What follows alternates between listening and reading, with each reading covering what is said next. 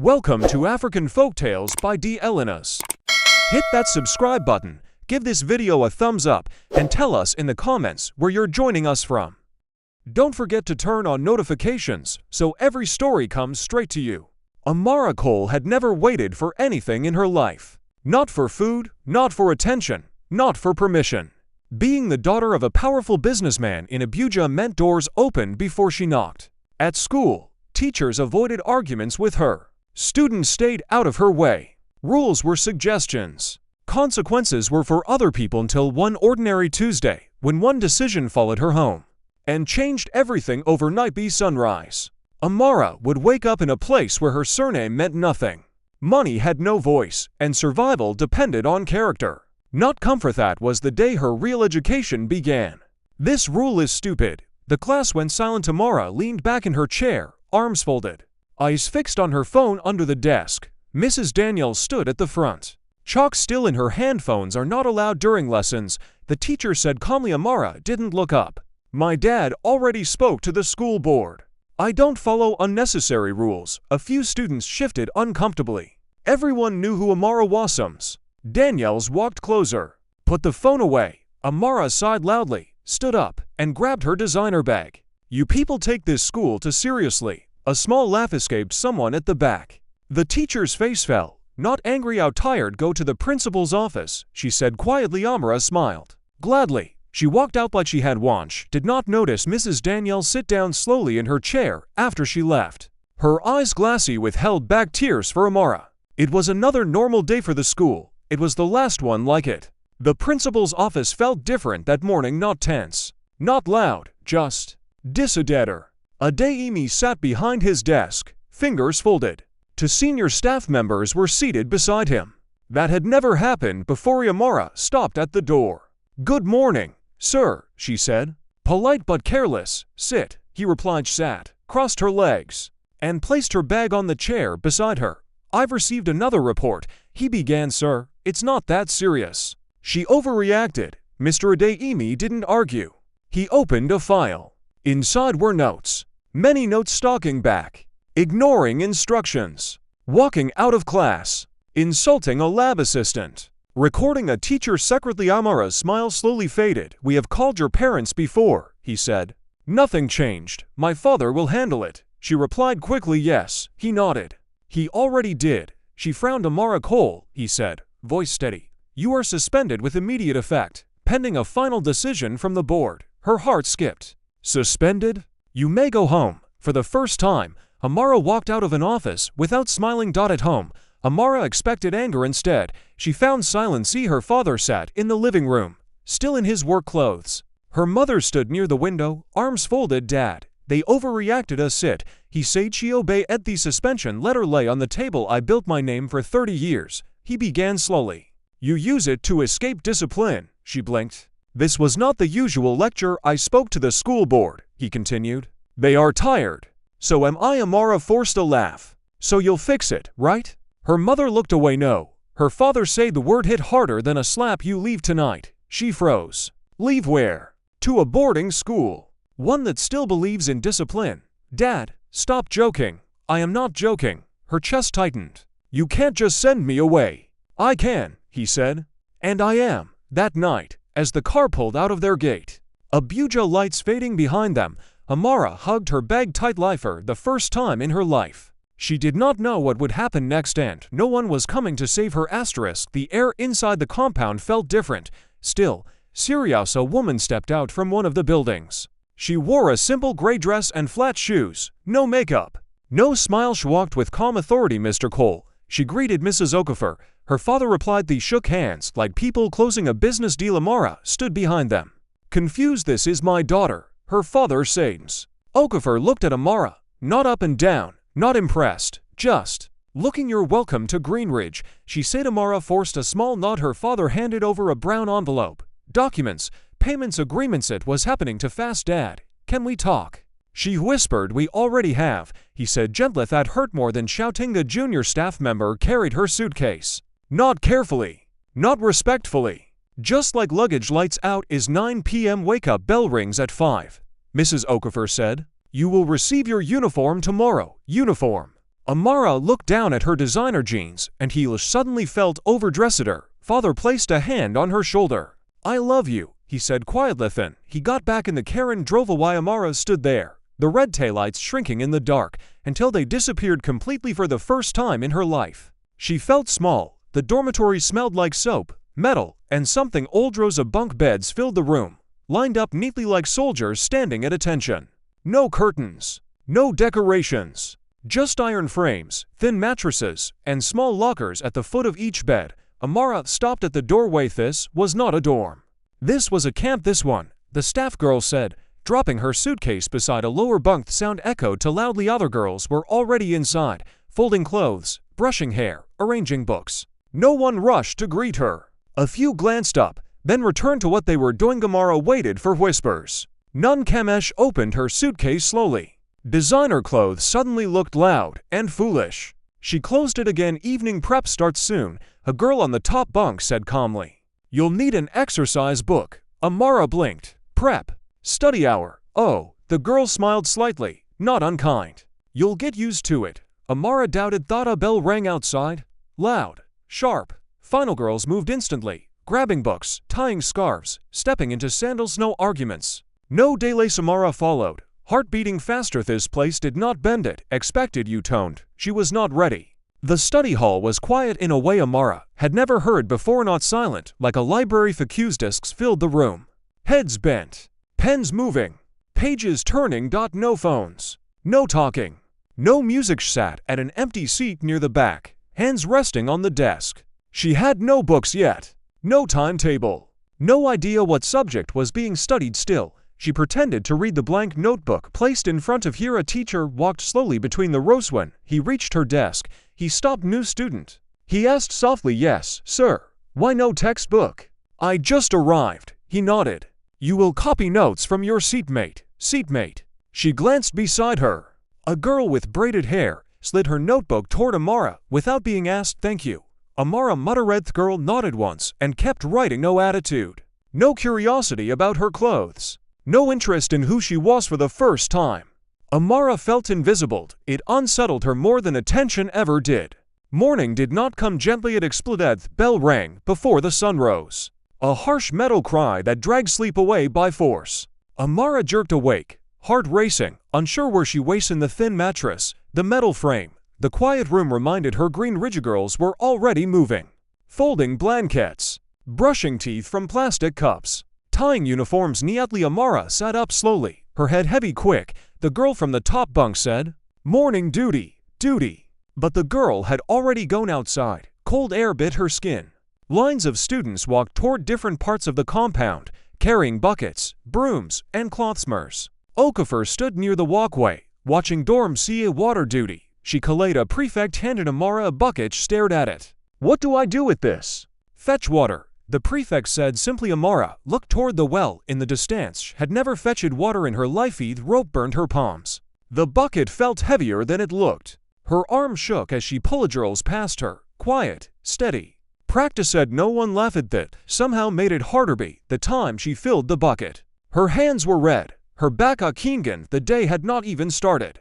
Breakfast was not an announcement. It was a race. When the small bell rang near the kitchen block, girls moved fast, but without pushing. Bowls in hand, eyes forward, steps quick. Amara stayed behind. She was tired. Her arms still hurt from the well. Food could wait. It always had. By the time she reached the dining area, the line was gone. Only empty pots sat on the wooden table, lids slightly open like mouths that had already spoken. She looked around. Excuse me, is there more? The woman washing plates shook her head. Next meal is lunch. Amara forced a laugh. But I didn't eat. The woman shrugged gently. Then you will learn. Amara walked out slowly, stomach already tightening during classes. The chalk smell made her head light. Her eyes burned. Words on the board looked far away. At lunch, the bell rang again. This time she moved quickly, but not quickly enough. She reached the end of the line, just as the last spoon of rice dropped into someone else's bowl. Her chest felt hollow. Be evening. Hunger stopped being discomfort. It became a voice, and it did not whisper. That night, sleep did not stay. Amara lay on her side, eyes open, listening to the quiet breathing around her. Her stomach twisted sharply, then settled, then twisted again. She pressed her palm against it. At home, She used to complain if dinner was 10 minutes late. Now, time itself felt cruel. Across the room, someone shifted on a bed. Another girl coughed softly. Life went on. No one discussed hunger like it was an emergency, because here, it wasn't. It was a lesson. Tears filled her eyes, but she wiped them quickly. Crying would not bring food. The next morning, when the bell rang, she was already awake. She tied her uniform faster. Walked faster. Ran. She reached the dining hall early. Breath uneven. Hair slightly loose for the first time. She stood in Linequieth and the food landed in her bowl. Plain pap and beans. She did not complain. She sat on a wooden bench and ate slowly. Every spoonful tasted like understanding. Pride had kept her seated before hunger taught her to move, and the lesson stayed. Her name was Tola. Amara first noticed her because she always smiled in the morning, even during water duty. Not a loud smile. A small, steady one that did not fade. Tola's uniform was older than most, the color slightly washed out, but always neat. Her braids were simple, her movements calm. When Amara struggled with the rope again that day, Tola stepped beside her. Hold it like this, she said softly, adjusting Amara's grip. Use your body, not just your hands. Amara followed her instructions. The bucket rose easier. Thanks, she muttered. Tola nodded. First week is the hardest. You've been here long. 3 years. Amara stared. By choice. Tola smiled again. My parents sent me. I didn't like it at first. That surprised her. You don't look like someone who gets into trouble. Tola shrugged. Sometimes correction is love. Wearing a serious face, Amara did not understand the sentence fully, but it stayed in her mind the whole day. Days began to blend, but something inside Amara slowly shifted. Still felt tired. Her palms still hurt. But she stopped complaining out loud. Started watching. Saw girls share soap when someone's finished. She saw seniors help juniors fold beds correctly. She saw a girl give half her bread to a friend who arrived Latino. One announced these things. They just happened on afternoon during prep. Amara forgot her pen. Before she could panic, one appeared on her desk. Tola's. You'll return it later, she said without looking up. Amara nodded quietly back in Abuja. Kindness often came with noise, pictures, praise, expectation. Hair. It moved silent life at night in the dorm.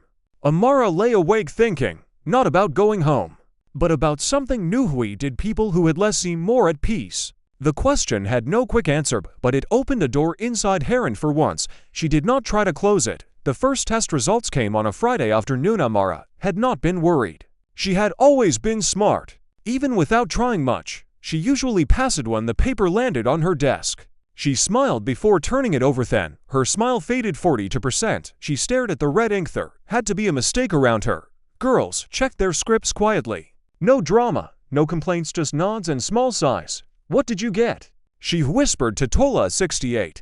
Tola replied, already reviewing her corrections. Amara swallowed. Was the test hard? Tola shrugged. Not really. We covered it in prep last week. Amara had been too tired that day. She had rested instead. The teacher's voice filled the room. This school rewards effort, not background. If you fail, work harder. The words felt personal for the first time. Amara understood something painful. Being naturally bright was not enough. Hair discipline mattered. Maureen discipline could not be bought. That evening, Amara did not wait for the bell to ring for prep. She was already seated when others arrived. Her notebook lay open. Pen ready. Tola glanced at her. Serious today? Yes, Amara said quietly. She copied notes carefully. Asked questions. Even when her voice felt small. Math teacher paused beside her desk. Good, he said simply. Just one word, but it warmed her more than praise ever had. Later that night, when her back ached and her eyes burned, she almost closed her book. Then she remembered the red 42%. She kept reading for the first time in her life. Effort did not feel like punishment. It felt like control, something she could choose in that changed everything. Amara stared at herself in the tiny cracked mirror above her bunk. Her hair tangled, eyes dull, hands rough and red from chores. Her designer clothes buried in the suitcase. She barely recognized the girl. Looking back, a memory crept in. Lunch at home. Fingers tracing gold rings. A tray of food waiting without question. Teachers ignoring her misbehavior. Friends laughing at jokes that weren't funny. She swallowed hard. That girl had been cruel without even realizing it. Her stomach twisted, not from hunger but from shame. Tola walked past, noticing her pause. Thinking too much. Amara shook her head. Just thinking about home. She hesitated. And myself? Tola sat at her desk. We all carry ourselves wrong sometimes. The question is, do you want to keep carrying it? Amara Blinkage wanted to argue. She wanted to defend herself. But deep down, she knew the truth for the first time.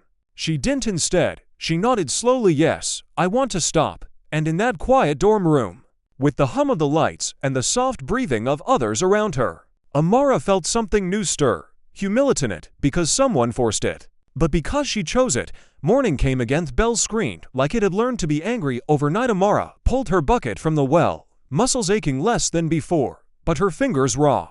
She had learned a rhythm now: pull, steady, careful. Other girls moved silently beside her, carrying water and chores without complaint. None looked at her, none judged. She realized something. Everyone here struggled. Everyone had a story, everyone had a lesson. Even the richest girl like her was just another student learning to survive. The time breakfast came.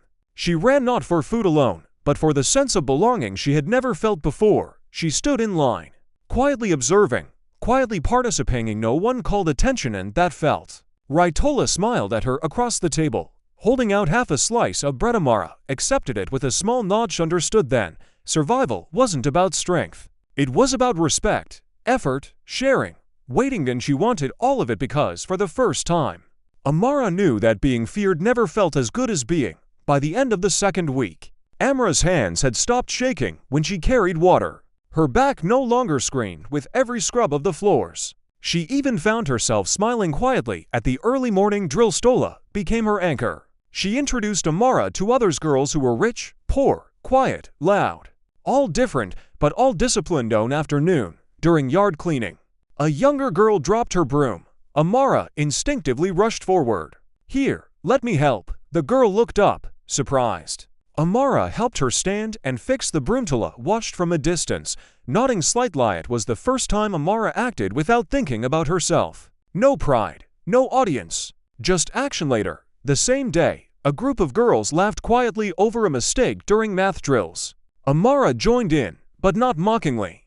Her laughter was softer, shared, real. She realized something startling. The laughter of others did not diminish her. It added to the moment. For the first time, Amara felt like she belonged in it because of her surname, not because of her wealth. Because she chose to be part of something bigger than herself, and that choice felt better than all the luxury she had ever known. Academics became her battlefield. Still struggled. Tests were harder than she expected. Teachers expected precision, focus, and consistency. Cheating or shortcuts did not exist. Amara failed the first chemistry quiz. Her heart sank. Her hands ached from both chores and frantic studying. Tola sat beside her during prep. Don't focus on failing, she said softly. Focus on understanding. Amara took a deep breath. She opened the book again, not for the grade, but for herself. Days turned into weeks. Slowly, numbers, formulas, and concepts began to make sense. She no longer raced to finish first. She wanted to finish correctly. Her notebooks were messy at first, her handwriting uneven. But she kept improving. The transformation wasn't fast. It wasn't flashy. It was steady, quiet, determined, and with each small victory, her pride softened further, replaced by confidence rooted in effort. Not entitlement. It was laundry duty that morning, and the sun had not yet fully risen. Amara stared at the large metal bowls filled with soaking clothes. The smell of soap and damp fabric made her stomach turn. Her fingers were already pruned from yesterday's well duty. Don't drop the clothes, a prefect said quietly. Do it carefully, or start over. Amara took a deep breath. She gripped a wet shirt and tried to scrub it clean. Her hands slipped. Water splashed her shoes. A younger girl giggled. Amara's first instinct was to snap, to scold, to assert herself like she used to. But then she remembered the mornings spent waiting in line for meals she hadn't earned, the red marks on her hands, the tired eyes of the girls around her who didn't complain. She clenched her jaw and started again, slowly, steady, careful. By the third shirt, her hands burned, her back ached. But she did not stop. After the duty, she walked to the dorm silently. Tola approached her with a quiet nod. You did well, Tola said. Not because it was easy, but because you didn't quit. Amara realized something she had never understood at home. Effort was more valuable than privilege. For the first time, she felt true pride, earned, not inherited, and it felt heavier than any designer bag she had ever carried. The next test in class arrived. Sudden MotivationalStory again. This time, no notes allowed. Everyone had to work from memory. Amara's stomach twisted. The last quiz had been a disaster. She wanted to panic, to hide, to ask for help. She took a deep breath, closed her eyes for a moment, and remembered Tola's words, focus on understanding. When the papers were handed out, she worked steadily. No rushing. No shortcuts. No excuse. The bell rang. Papers collected.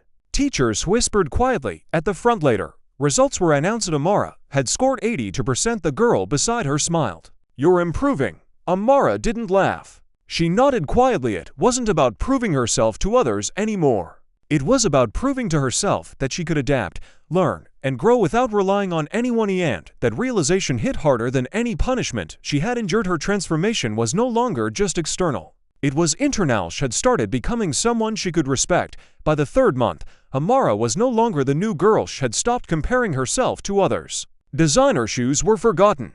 Luxury meals were distant memories. She moved quietly in the dorm, helping younger girls without being asked, carrying water and scrubbing floors without complaint. Afternoon, Tola approached her during yard duty. Some girls are worried about the exam next week, she said. Amara frowned. I can't do anything about that. I barely understand half the topics myself. Maybe, Tola said, but you can study with them. Teach what you know. Amara hesitated. She had never shared knowledge freely before. At home, information was power, not generosity. Evening, she found herself sitting with two younger girls, explaining a math formula slowly, step by step. Their eyes lit up. They smiled. They nodded. Something warmed inside her. It was not applause. It was connection. For the first time, Amara felt that belonging did not require wealth. It did not require dominance. It required humility, patience, and presence, and she wanted more of it. The first school debate arrived, and Amara was selected to represent her dorm. Fear prickled her chest. Public speaking had always been easy at her old school. Confidence fueled by entitlement. Here, it was different. Judges cared about argument, not charisma.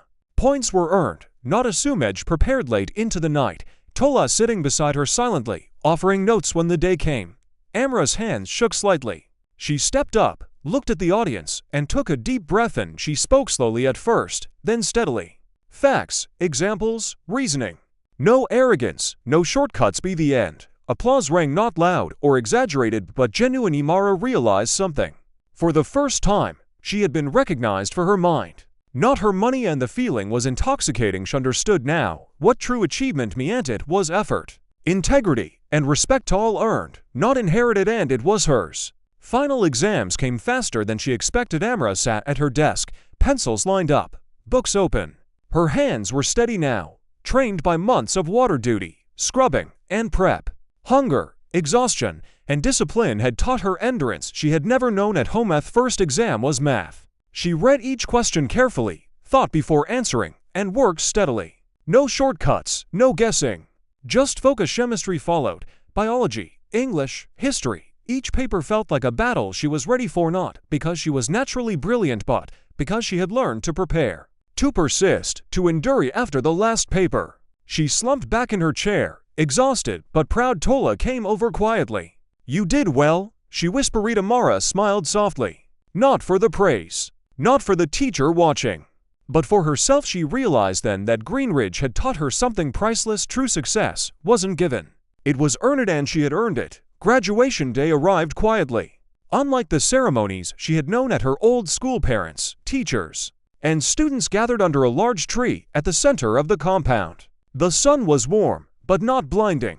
The ceremony was simple: speeches, certificates, a quiet acknowledgement of achievement. Tama stood in her simple uniform, hair neat, hands folded. She no longer felt the need to stand out. She no longer felt the need to impression. Her name was called as valedictorian. The crowd clapped softly, but sincerely. Her father, sitting among other parents, rose slowly. He looked at her, eyes wide. Pride, gratitude, and disbelief blended together. Amara walked forward, collected her certificate, and returned. She felt calm, grounded, complete. For the first time, she realized that the girl who had mocked rules, flaunted wealth, and feared nothing had truly changed. She had found strength not in privilege, but in humility, effort, and respect, and that strength would last forever. That evening, as the sun dipped behind the trees, Amara sat with Tola on the dorm steps. Do you miss home? Tola asked. Sometimes, Amara admitted. But I don't miss who I was. I can never go back to that, Tola smiled. I'm glad. You've earned this. Amara looked around at the quiet dorm, the girls laughing softly, the shadows stretching long. Everything was simple. Everything was real. She thought about her father, about the journey, about the lessons learned the hard way. Greenridge didn't just teach me school subjects, she whispered. It taught me life. Tola nodded. Amara closed her eyes for a moment, breathing in the calm, the discipline, the humility she had never known. For the first time, she felt whole. She understood this truth clearly. Sometimes, the place you hate the most is the place that saves you.